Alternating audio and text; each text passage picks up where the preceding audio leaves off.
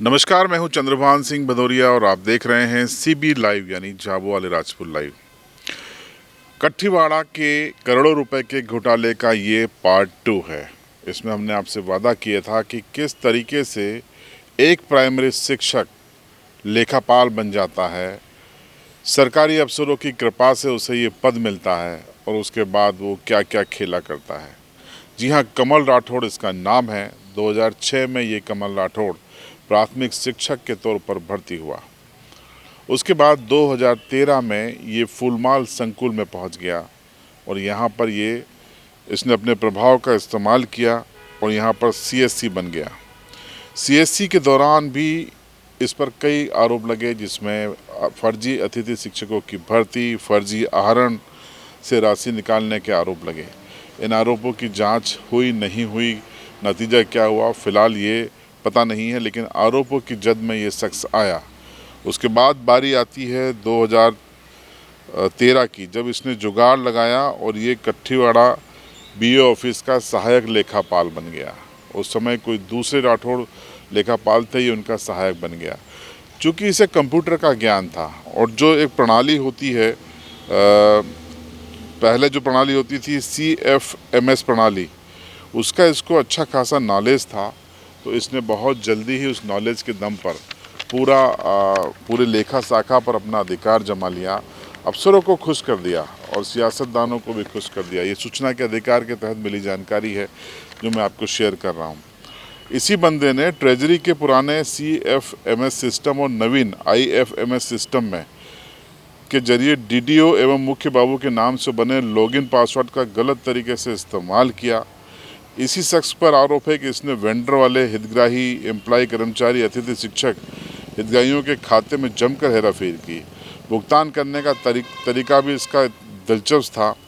ये हितग्राहियों एवं कर्मचारियों के खातों में राशि जिनकी जमा होनी चाहिए थी, ऐसे लोगों के नाम तो सही दर्ज करता था, लेकिन खाते नंबर अपने रिश्तेदारों या परिचितों के कर देता था और बाद में ये राशि कहीं उन्हें पुचकार के, कहीं कमीशन देकर, कहीं दारू मुर्गा करके उनसे चेक पर साइन करवा लेता था और ये राशि को हजम कर जाता था। ये इसका तरीका था।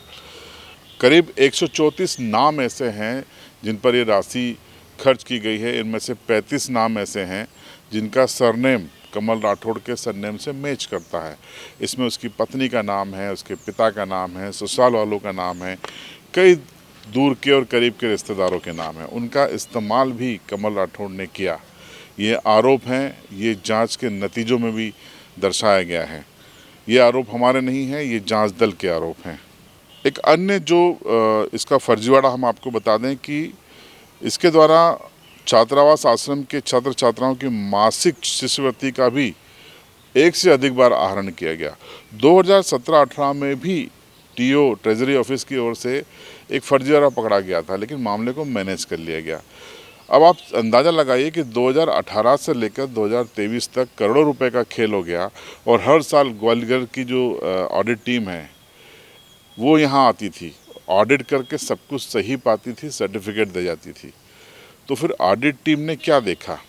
क्या कमल ने उन्हें भी मैनेज कर लिया था? किया था तो कितने में? क्या ऑडिटर्स जितने भी थे 5 सालों की अवधि में, क्या वो सह-आरोपी नहीं बनने चाहिए?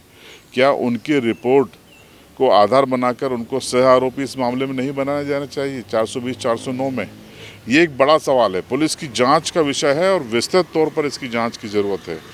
आपको एक दिलचस्प चीज़ हम और बताते हैं इस पार्ट 2 में कि बहुत लंबी चौड़ी जानकारी है। आपको मैं इसमें से जो क्रीम है वही निकाल के बता रहा हूँ। संपत्ति की बात हम अगले उसमें करेंगे।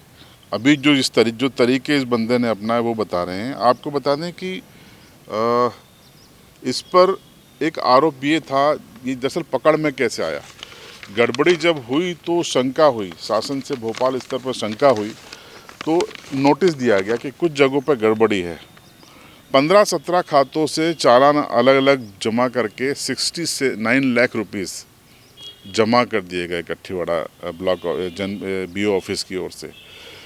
क्यों जमा किए गए? यहीं से ये लोग फंसना शुरू हुए और जो संबंधित वरिष्ठ कार्यालय है उसको शंका हो गई कि यहाँ बहुत कुछ गड़बड़ है उसके बाद उन्होंने जांच दल बनाया और यह जांच की शुरुआत हुई।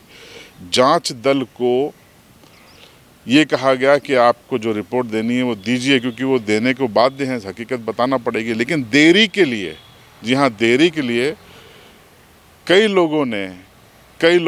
तरीके के लोगों ने इस देरी के लिए इसकी मदद की कि कमल राठौड़ के या इस पूरे मामले की जांच में देरी की जाए ताकि इसको कुछ वक्त मिल जाए। वो वक्त किस लिए मिल जाए उसका खुलासा हम आपको अगले वीडियो में करेंगे।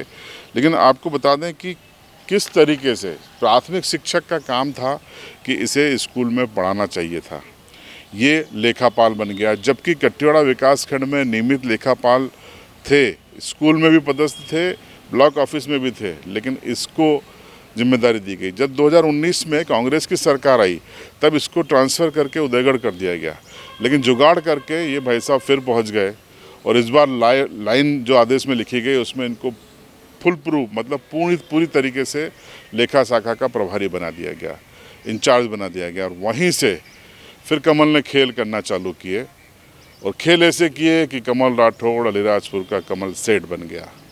अब कमल के कमल सेठ बनने की कहानी अगले अंक में देखिए।